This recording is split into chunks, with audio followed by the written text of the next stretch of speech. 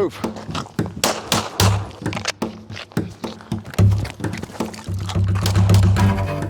And there'll be things that pop up that you've never trained for.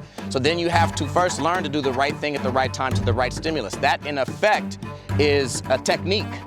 So what transcends, then you have to transcend technique. The way that you transcend technique is, like Jared said, is concepts and principles. So you transcend the technique to move from being the right technique, to do the relevant thing, where you can just do what's relevant to the scenario. This is always adaptable and amenable. And you can start from the ready if you want, rotate right, and then start moving. Okay, stand by, and gun.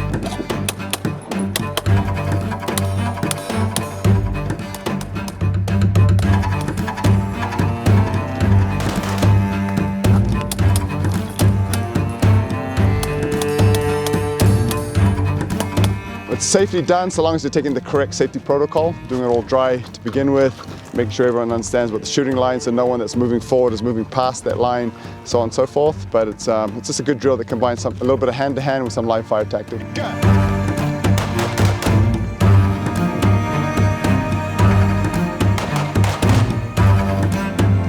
The full CQ Fit course is like a full day of the dry fire stuff, the cert pistol stuff, and then a full day of shooting.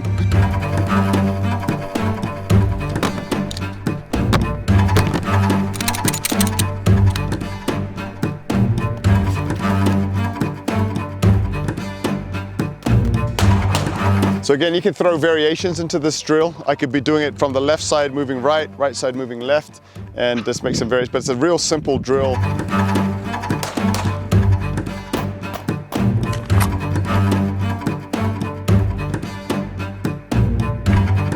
You have to do the right thing at the right time to the right stimulus.